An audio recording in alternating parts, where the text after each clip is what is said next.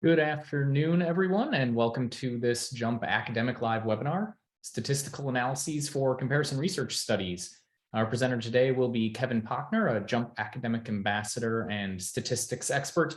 My name is Ross Matusalam. I'm another Academic Ambassador with JMP, and I'm here just to MC today. So thank you all very much for joining us. Before we get started, we have just a few announcements. So first off, the JMP academic team offers webinars every semester on a variety of topics, all related to teaching and conducting research with JMP. We have one more this summer series, and that is building, diagnosing, and interpreting linear regression models. This is basically going to be a deep dive into some of the finer statistical points of least squares regression. So if that's a topic you're interested in, join us in 2 weeks. And then be on the lookout at jump.com/academic webinars for our upcoming fall webinar series, which will be announced soon. The JMP academic team also is here to help you get what you need out of JMP and to learn to use it more effectively. We're available to provide one-on-one support when you're just trying to learn how to do something specific in JMP. We're also available to offer seminars and workshops to larger groups. And all these services are always free of charge. If you ever want any help with JMP, just email academic@jump.com and we can get something lined up for you. The JMP academic team also provides a host of free course materials like case studies, sample data sets, short video tutorials, and more. So if you would like to find any teaching materials that might help complement your course or maybe lighten your load a little, just head on over to jump.com/teach. And then finally, during today's presentation, we're happy to field questions throughout. Please find the Q&A panel in Zoom. It is the icon with the 2 overlapping speech bubbles. Throughout the presentation, feel free to type your questions into the Q&A, and I will do my best to answer them as we go along. At the end, we'll also have a few moments to hear from Kevin take some questions live as well. So that's all.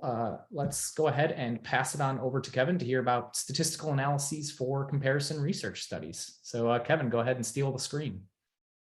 All right, thank you, Ross. I'll turn on my video just for a second here to say hi, so you can see what I look like, but I'm going to shut it off since I'll be looking back and forth across multiple screens.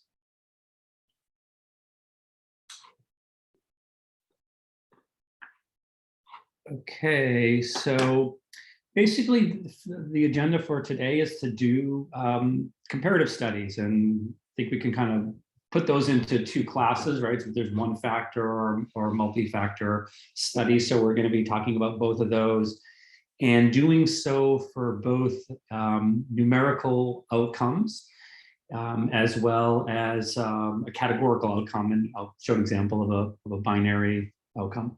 So what I'm going to do is I'm going to open up different data sets, and in doing so, I'm going to show how JMP handles that particular scenario. So we're going to be doing a combination of graphing and visualizing the data as well as running formal analyses. Okay, so let me get the first data set, slide this across.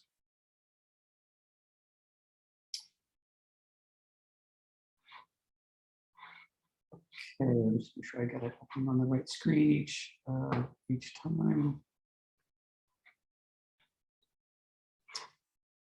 Okay, so this data set consists of measuring different chemical components that are in soil. Okay, so these variables here, these columns are these different chemical compounds that are being measured in the soil. And I have 6 different locations. So they're just, for generality, they're just titled L1, L2, L3, L4, L5, L6, right? So they're just locations 1 through 6. And so the interest is going to be in examining if there are differences in these chemical components across the different locations.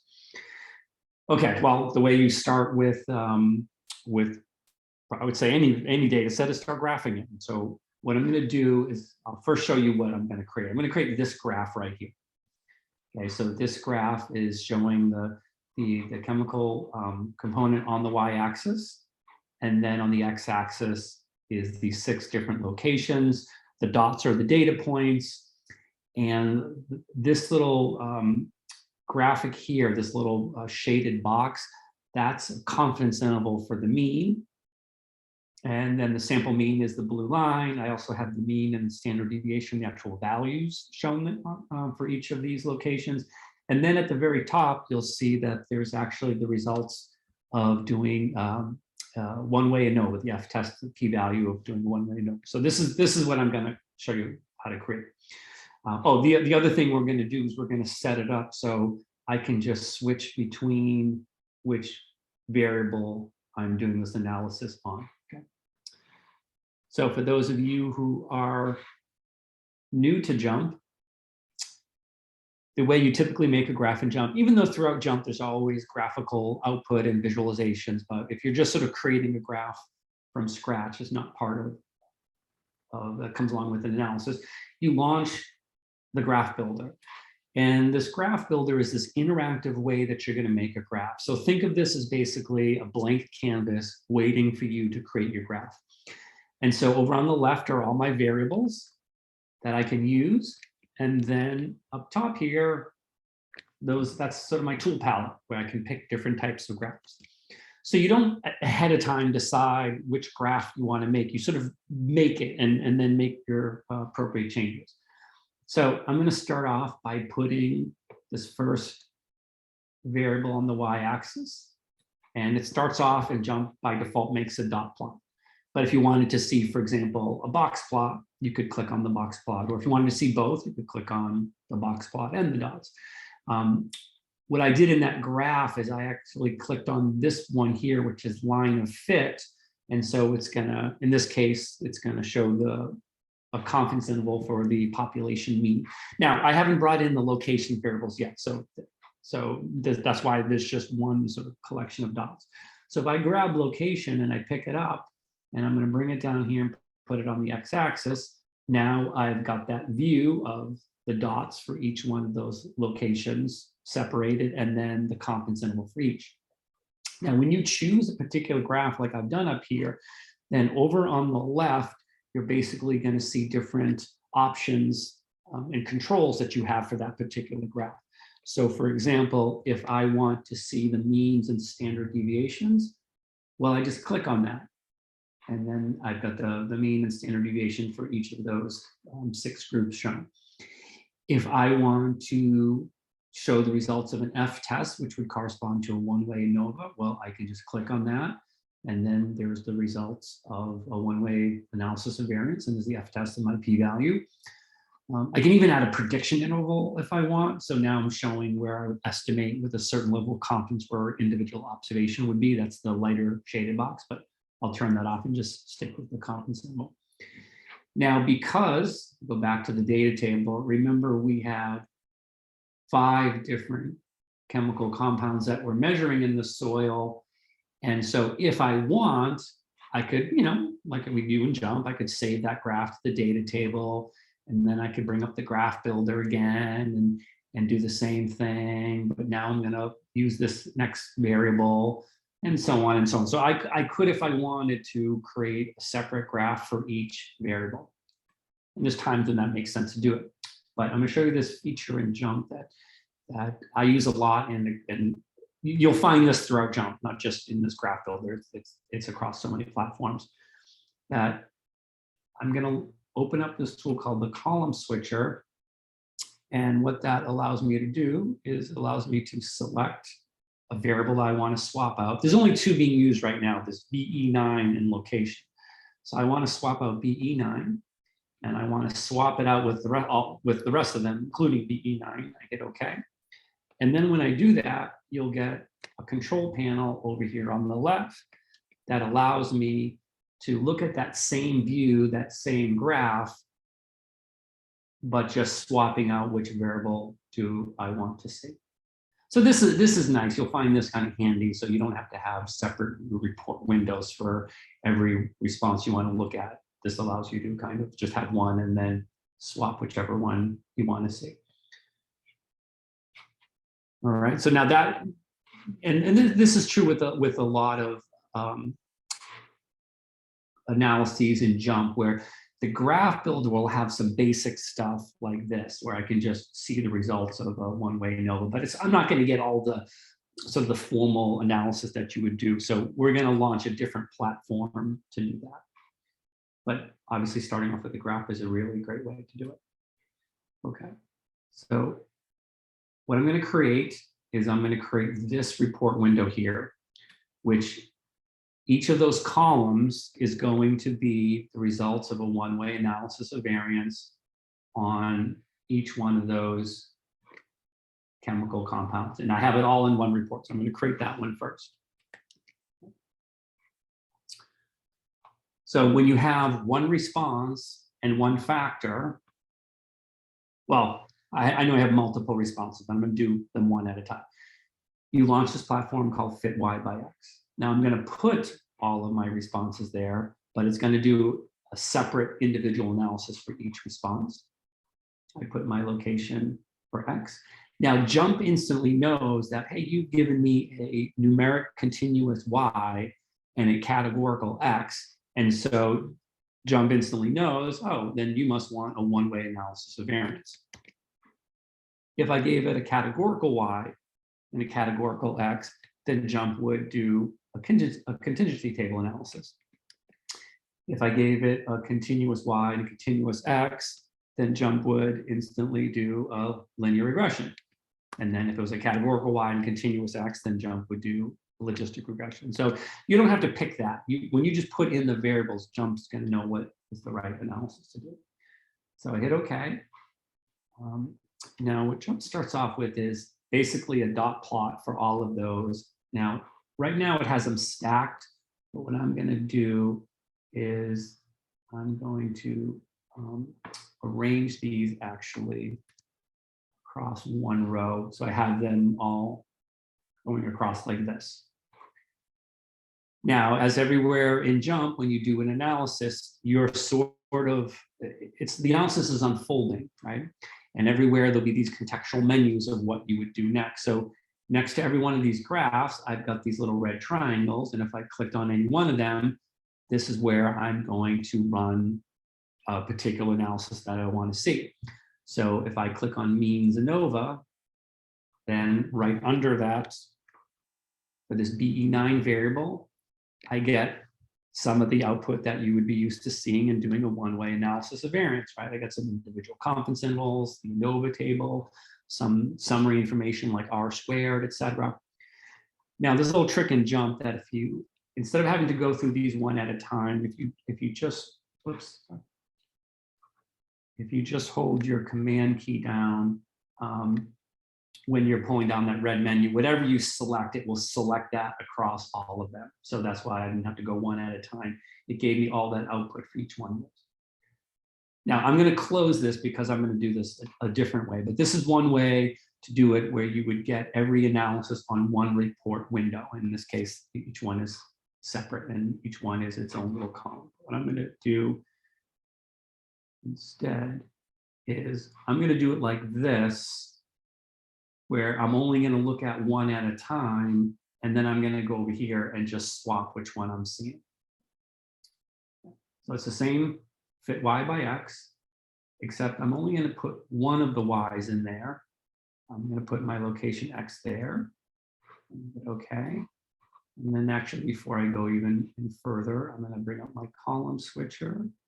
So I'm going to put, so now I've got my column switch all set up here on the left. So now whatever I do, and let's go under means ANOVA, then I'm going to get all that output right there, and then I can just swap between them.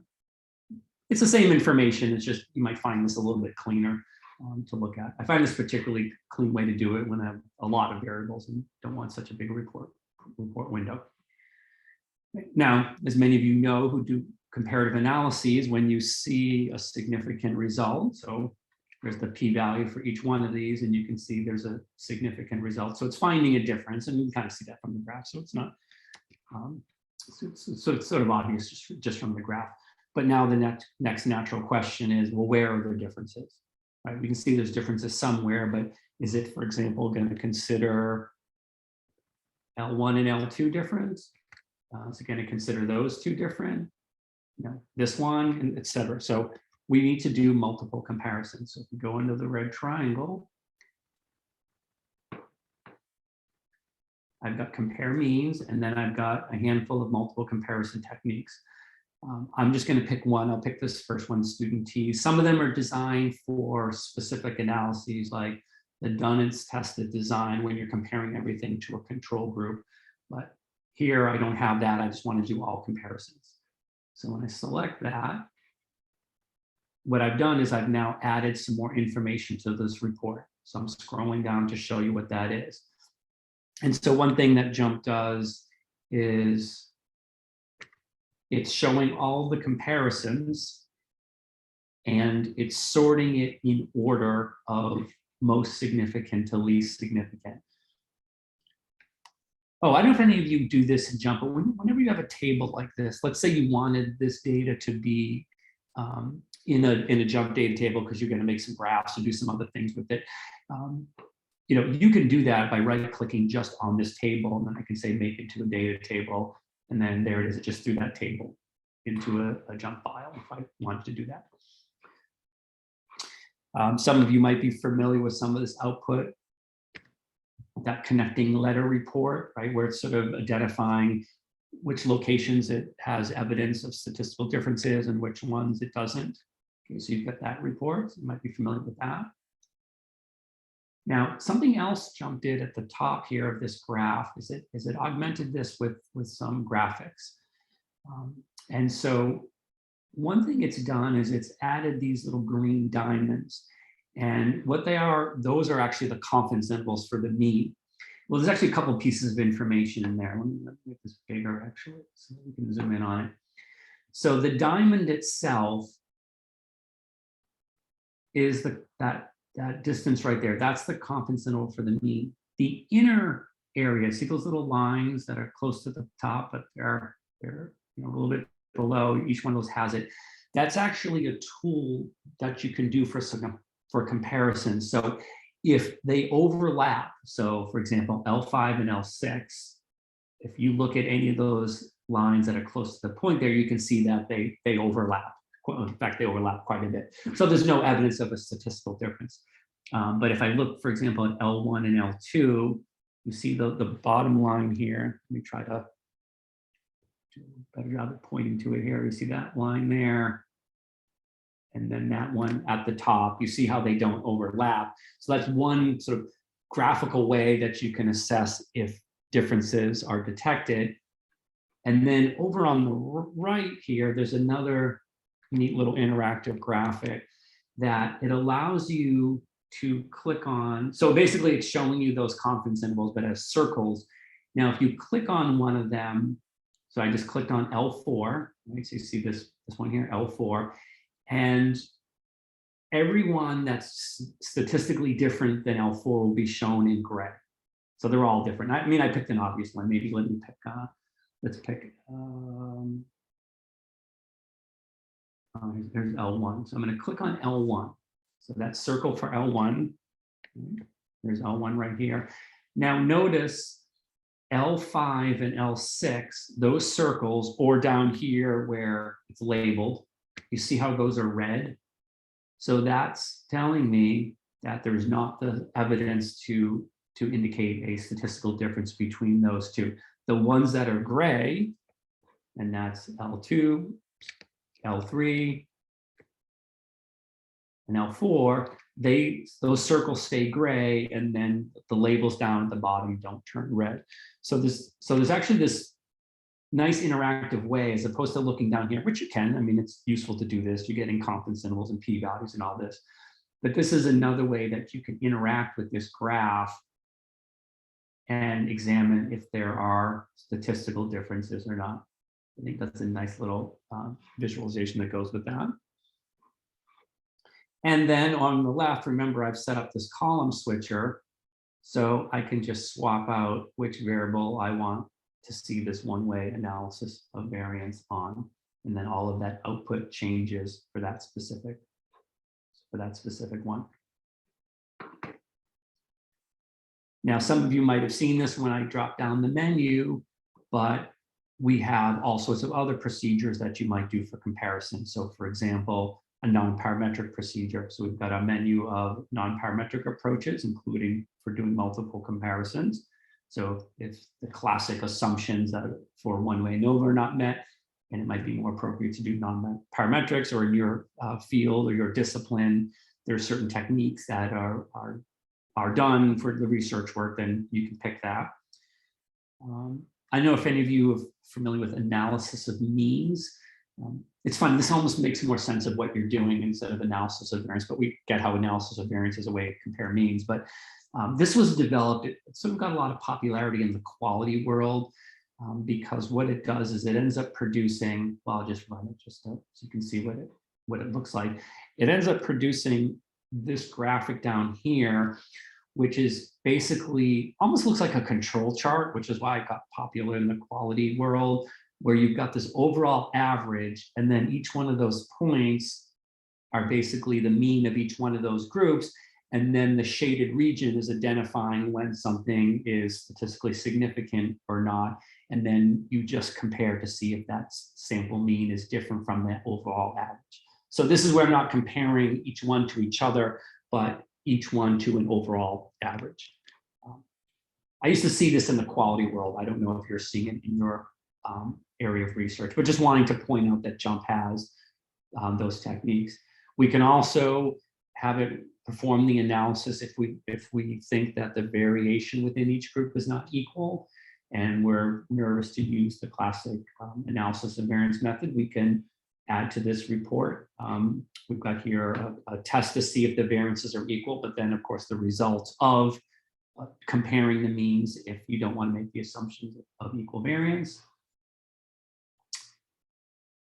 I don't know if any of you are familiar with equivalence testing, and that's where you're sort of trying to test if there is evidence to suggest equivalence or there isn't a difference. It's kind of the opposite of the traditional hypothesis test.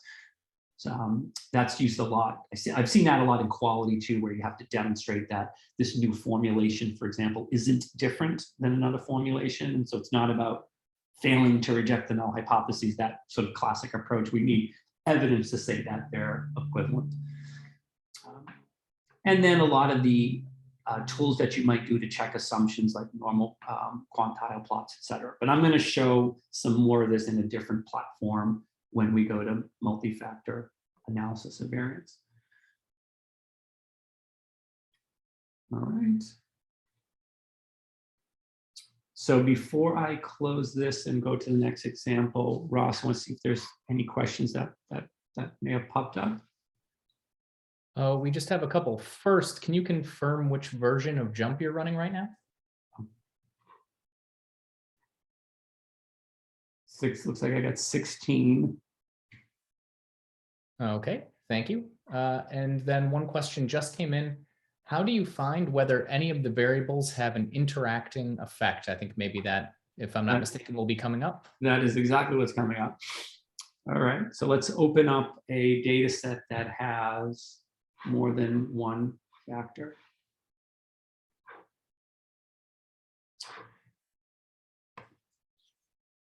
Okay, so for this data set, we're measuring sort of this, basically this bond strength of applying this adhesive between two materials.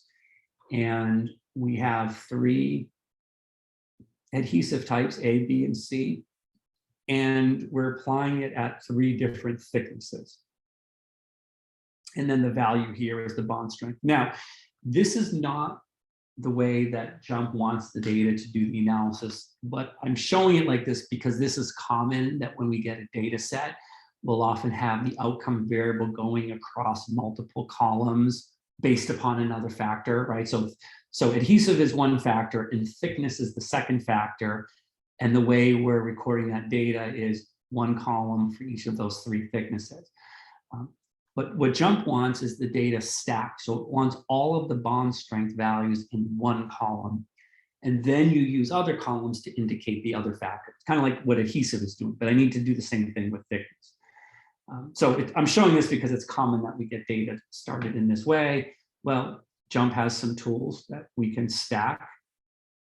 Okay, so we just go in here and we stack. We're going to stack those columns. We're going to give it a name. We're going to give names of these new columns, and depending on what the data set looks like, you can modify this, like keep all the columns or only keep the ones selected, etc. And then hit OK. And then now you have the data the way JMP really wants, which is the outcome variable y is all in one column. And then I have two other columns to indicate what adhesive is it and what thickness is it. Okay. So that's common. I have the file already over here with some analysis. So I'm going to open up that one instead. Okay.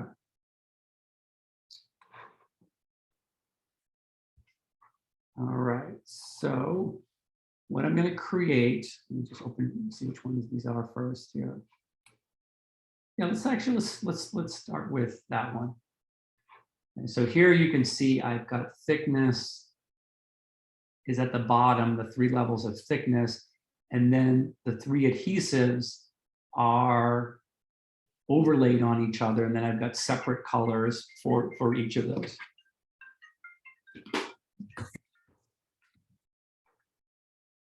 All right, so I'm going to create this graph. Well, just like any other graph, we're going to open up the graph builder. So now if I grab the variable strength and I put it on the y-axis, it's going to start off like before with the dot plot. But now I want to bring in some other variables. Now, I have it hidden, but there's a reason why I'm doing this. I'm going to unhide it just for a second.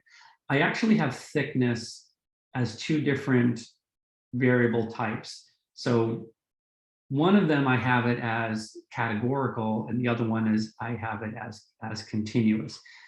Now, depending upon which one you put in, then JMP's going to treat that a certain way. If I put it in as categorical, now it's set up to do one-way Anova.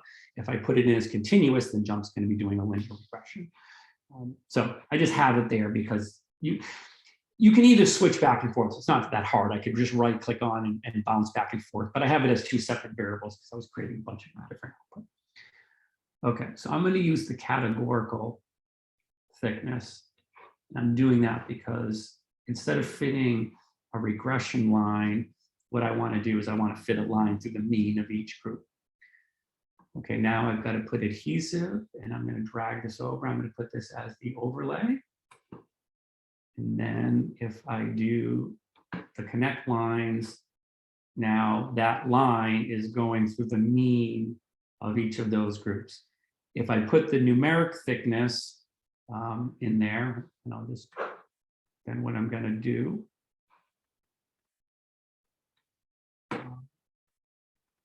oops, actually turn that one off, sorry. And then now it's going to fit a regression line through those. So depending on which view you want it, go back to the categorical view. Now, when you look at these points, you're like, wait, why are those points jittered everywhere? Well, JMP is going to do that automatically because if I turned off the jitter, then all the points are on top of each other, so it's kind of hard to see. And then so you can sort of control how much you want those points to spread out so that you can distinguish them from each other. Okay. All right, so that was one graph. The next graph I'm going to make is this one. So this looks just like the previous example, except you notice that I have a panel for each thickness, and then within each panel, I have the results of a one-way analysis of variance. There's the F-test. Okay. Let me do this a little quickly here. Adhesive down here. Let me get that. And do the F-test. So now, right now, I have not put in thickness yet. So now this is just an overall F-test for those 3 adhesives, but it's neglecting the fact that I have different thicknesses. So if I grab thickness and I put it here, then what it's going to do is it's going to create a different panel. And then the other result that happens is now it's a one-way analysis of variance inside of each thickness. Now I could swap that. What I'm going to do is I'm just going to right click on thickness and I'm going to go swap adhesive. And now it just swapped it. So now do you see thickness is on the bottom? The 3 thickness levels are at the bottom. And then now each panel is the adhesive. So there's A, there's B, there's C. And so now the results of this F-test is now a one-way ANOVA of the 3 thicknesses inside of each adhesive. So I just wanted to show you those 2 graphs. But I have a multi-factor ANOVA here. So what's really more appropriate is to do analysis of variance, where I'm going to test for the effect of each of these factors, and then to get at the question that was asked, also look to see if there's an interactive effect. Okay, so now I'm not going to use fit y by x because that's when I'm just doing one factor. I'm now going to launch JMP's fit model. And this is a general tool in JMP where you do a whole bunch of different modeling techniques in here. Not just multi-factor ANOVA, but multivariable regression, logistic regression, MANOVA. There's a whole bunch of things you do inside of here, but we're going to use it to just do a 2-factor analysis of variance. So I'm going to grab the 2 factors, adhesive and thickness. And the way, so if I just added these to this, the model effects window here, that's just for the main effects. But if I wanted to have an interaction as well, then I can actually tell JMP to fit a factorial to degree 2. That's the default that's sitting there. And so now you'll see that in addition to each main effect, JMP is going to fit the 2-factor interaction term as well. Okay, so it's going to get the minimal report, and I'm going to hit run. And the report window pops up, and JMP provides, like every analysis you do, provides some initial output. And so, for example, I've got my overall analysis of variance there, and I've got individual effects tests there, some summary of fit. But what I'm going to do is I'm going to close all these up. I just want to focus up here at the top. That same information is inside some of those tables, but I just want to use this one because I like it. It's a nice visualization here. And so what JMP has is the results of a statistical test for each one of those terms. Now you'll notice they're all significant. The interaction is significant and both main effects are significant. So I wouldn't take anything else out of the model. But if, for example, the interaction wasn't important, I would just click on it and hit remove, and it would take that out of the model. And then I could keep on going. Like if, say, thickness wasn't important as well, I could click on that and remove that. In this case, everything's important, so I wouldn't be removing anything from the model. But I'm pointing that out because in JMP, you don't look at the results of, say, this analysis of variance, determine that, oh, this factor is not important, and then go back, analyze, fit model, and then say, okay, well, now I'm going to take out the interaction and I'm going to run the model again and then see what's not important and go back. You don't have to go back and forth. You just do it inside of the one report. You just reduce the model there. And just like everywhere in JMP, you're going to see a whole bunch of menu options under these red triangles.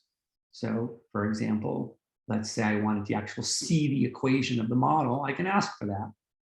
And there's the equation of a 2-factor analysis of variance with an interaction term. Now, though that's nice to see a model, I think most people prefer to look at a visualization of the model. And so JMP has this ability to see a model via this tool called the profiler. And so what the profiler shows is on the left, that's my estimate of the mean strength plus a confidence interval. So the red value is the expected value, and then the blue value is the lower and upper bound of the confidence interval. And then I can just move to any of the factor settings, either adhesive or thickness, and I can see what that estimate is. Now, because there's an interaction, that's where you're seeing as I move across either different adhesive, you'll see how the change in thickness is changing.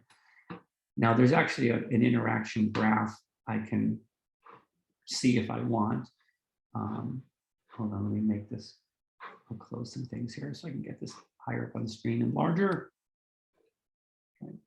So this is a common plot when you have an interaction, because now you're showing the effect of each factor, and then it's sort of overlaid with the other factor. And so, in fact, this graph right here looks just like, remember the first graph we made? I did this with the data points, right? Take a look at that graph. That's basically this graph right here without the data points.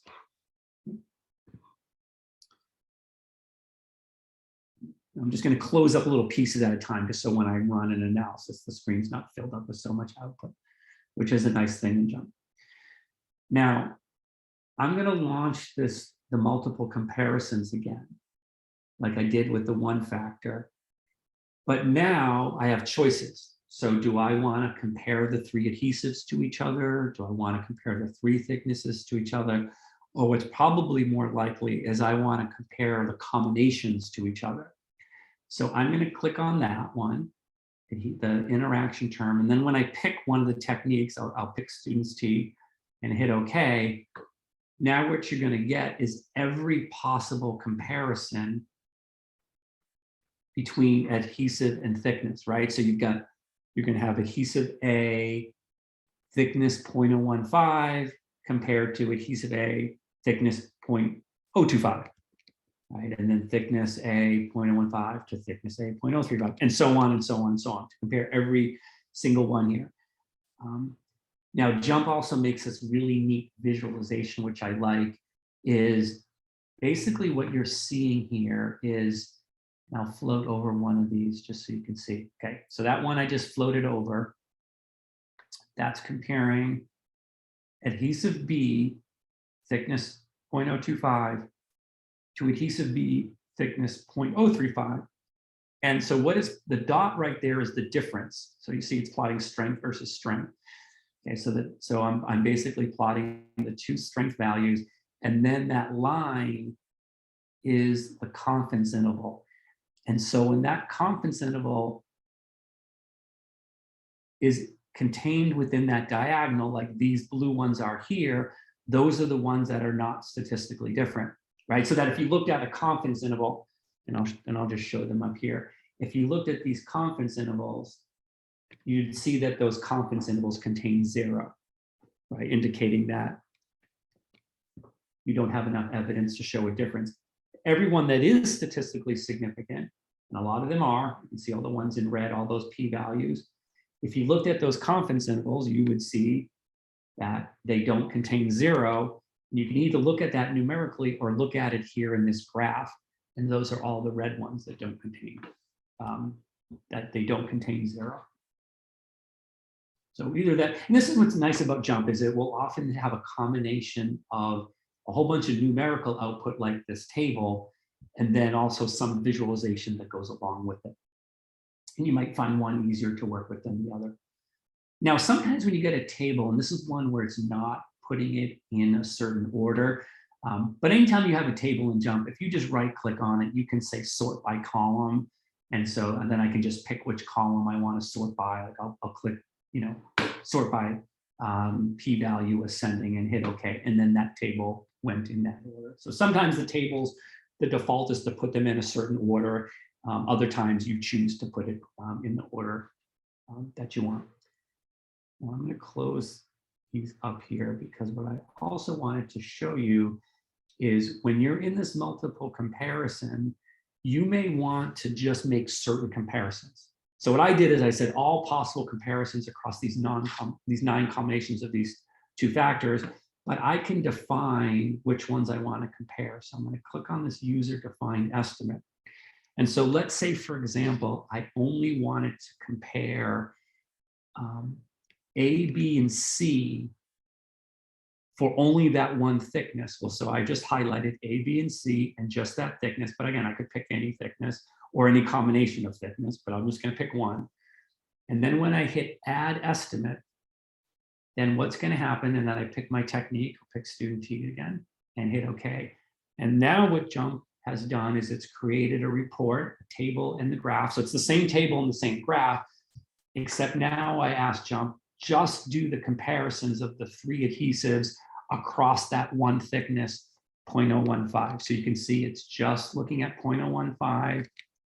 And then I've got A, B, and C. They're all statistically different. You can see that either by looking at the p-value, looking at the confidence intervals not containing 0, or looking at this graph down here and seeing all 3 of those intervals are not crossing the diagonal line.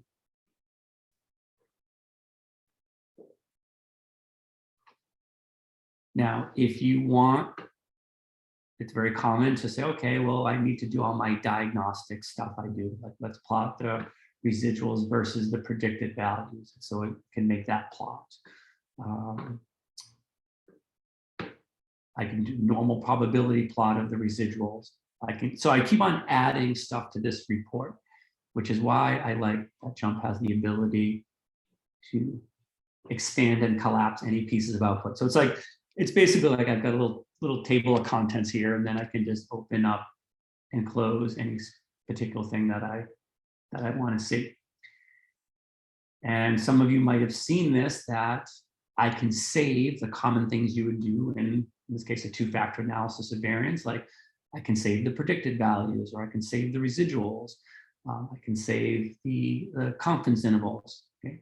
All that information that you would typically do and do an analysis of variance, I can save. Now I've already done that. I have it hidden, but I actually, well, I'll unhide it here.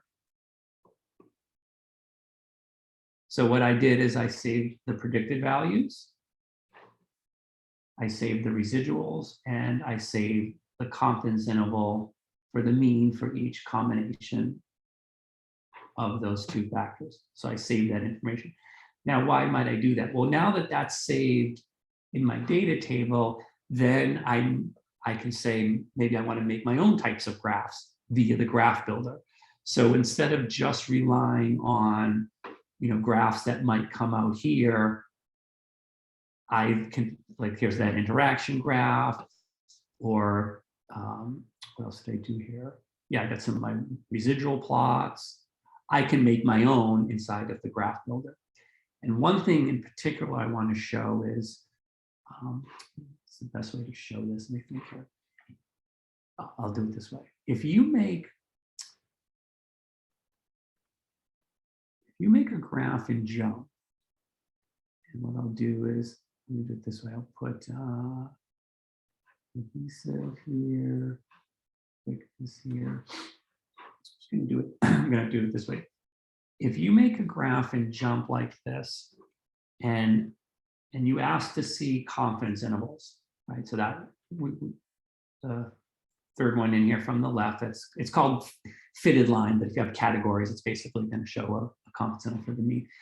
Now, these confidence intervals are actually just based upon each of these groups. So that confidence interval is only based upon the data in that group, in particularly the estimate of the variability. Okay, so these are all individual confidence intervals for each of those groups. Now, if I fit a model like we've done here, we fit this, slide this across. When I fit a model like this, I've basically built this analysis of variance model with an interaction term. And from that, as you know, I have estimates of experimental error, right? So I've got my mean square error right there, right? Or up here is the root mean square error shown. So what's more appropriate is these confidence intervals. I don't want these based upon just the observations in the group. I want it based upon the results of my one-way analysis of variance. I want it to use that mean square error. So JMP has this option that what I'm going to do is, instead of actually, let me do yeah, this will be fine. Let me do it with, actually, I want to bring in the fitted values. Let me do this differently here. Okay. So what I'm going to do is I'm going to bring in the fitted value, bring in my thickness, bring in my adhesion. And what I have to do is I have to turn off the jitter because it's jittering all those points. So remember, there's only one fitted value for each of the 9 combinations, and there they are. And maybe I want to see it as a bar chart or a dot, however I want to see it. I'll do it as the bar chart. Now, if I want to put confidence intervals around there, well, I saved in my data table. Remember, I saved the confidence intervals for the mean right there. Well, what I can do is I can say that I want this interval that's there, I want it to be a custom interval, and it's one that I'm going to make, and I just grab my values and stick it over here in the interval. And now these confidence intervals that you're seeing attached to each one of those bars, those are confidence intervals that are based on the mean square from the model I fit. Okay, so if you just do it from, like I did at the beginning, from just a graph builder, that's not doing that. That's just picking individual confidence intervals. But if you're building models, you want to really save these confidence intervals and have that be used for the display and stuff. All right. Okay, I'm going to close this up. And Ross, any questions that popped up? Sure, we have a couple that might be worth talking about right now. One, we just had a quick question on what Mac model and operating system version you're using right now. Oh,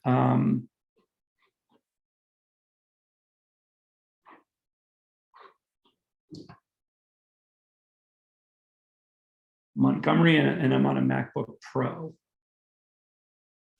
All right, thank you. And then I think this is something that might be worth taking a quick look at. Could you pull up that factorial Anova you did with the profiler? We had a question about how to export that profiler as an interactive graphic. And I'd mentioned in the chat the interactive HTML exporting. I was wondering if you might be able to show us that briefly. Yeah, let me pull that up.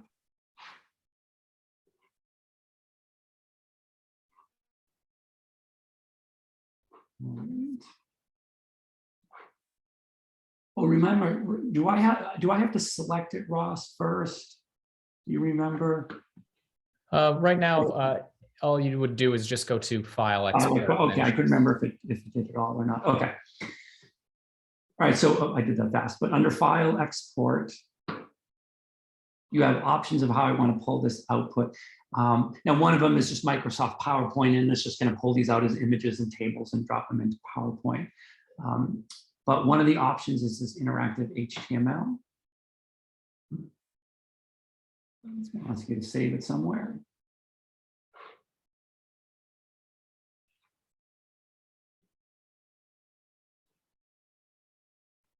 Okay, and so now I pull this in. Now what I can do,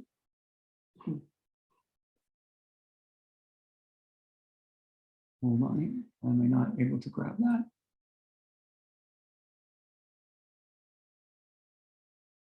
Something shut off here, hold on. Oh, there you go, sorry, I thought you could drag it. So here I am interacting with the profiler, and now I'm outside of JMP. And same thing, I can look at all those reports that I had closed up. So this is nice because now, because your colleagues you might be working with may not have JMP, and you need to show them results, and now they can do this outside of the JMP environment. All right, thanks, Kevin. That's it for now. All right.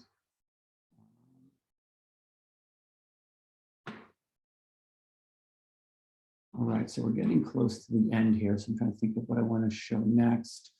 I'll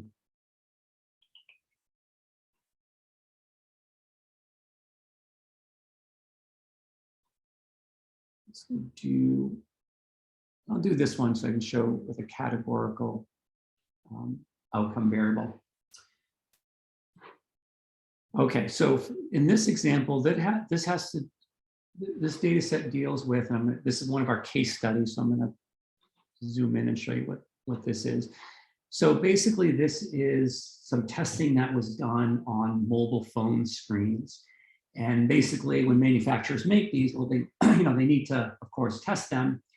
And so what was done is there's 3 different screens, A, B, and C, and they've dropped a bunch of them from different heights, 0.5 meter, a meter, meter and a half.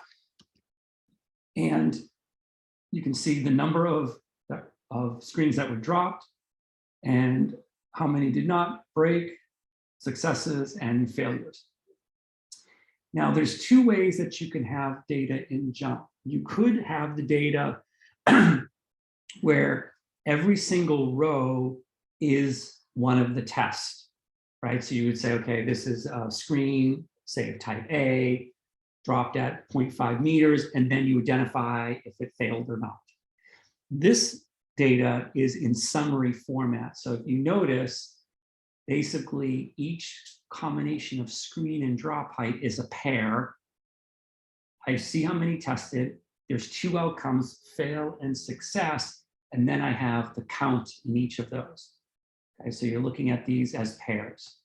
Okay, so here's screen B at 0.5 meter, screen C at 0.5 meter, then here's the 1 meters, and here is the 1.5 meters. And you've got this data in summarized format. But again, sometimes this is in a format where every row is an observation and you just indicate a binary success or fail. But this is in summary format. So JMP can do that as well. So I'm going to launch the Fit Y by X platform, because what I'm going to do is I'm going to sort of show you this one at a time. Okay, so now my response is this outcome.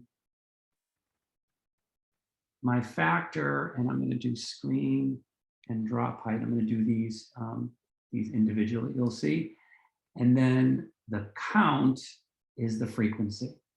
Okay, so this is how you specify it in JMP when you have this frequency table view as opposed to each row is an observation. And hit OK. And so what I have here is now JMP knows, it's like, okay, well, you gave me a categorical Y, a binary Y, and you gave me categorical X's. Now, again, I could have specified drop height to be continuous, and then if I did, I would get a regression here instead, but I want to show doing these categorical comparisons, so I kept it as that. And so now I have the classic contingency table analysis. And if I clicked on these red triangles, I'm going to have different kinds of analyses than if I was doing one-way analysis of variance before, because now I'm looking at a categorical outcome.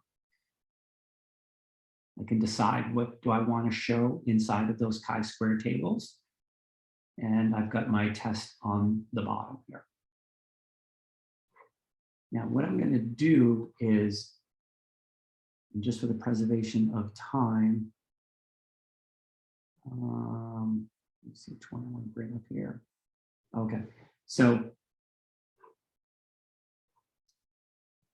I did this analysis, the Fit Y by X, but what I've done is I've set it up so that I've added JMP's data filter. And so what that allows me to do is now I can do every comparison I want with inside of either the height or the screen. So right now, I've got drop height 0.5 selected and the 3 screens selected. So all of this analysis you see here on the right is for that analysis, comparing the 3 screens across drop height 0.5. If I changed it to drop height 1, now everything just changed. So this is the results of doing chi-square contingency table analysis across 3 screens for just this drop height, or I can click that drop height. And then I can do the same thing where maybe, oh, I gotta bring up the other one for that, hold on.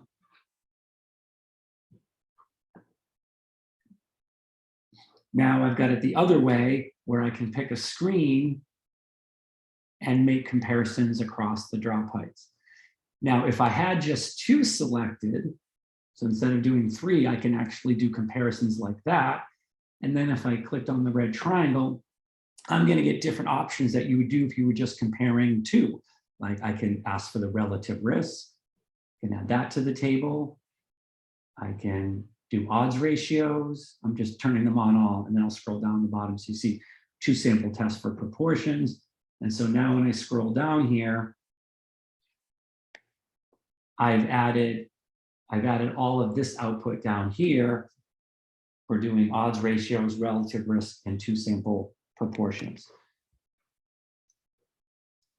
So sometimes I bring up these data filters and column switchers because sometimes I find this more convenient. Instead of creating every combination of every analysis I want to do, I just do it from 1 or 2 report windows, and then I can just look at whatever comparison that I want to make by just selecting them, and then all the output changes.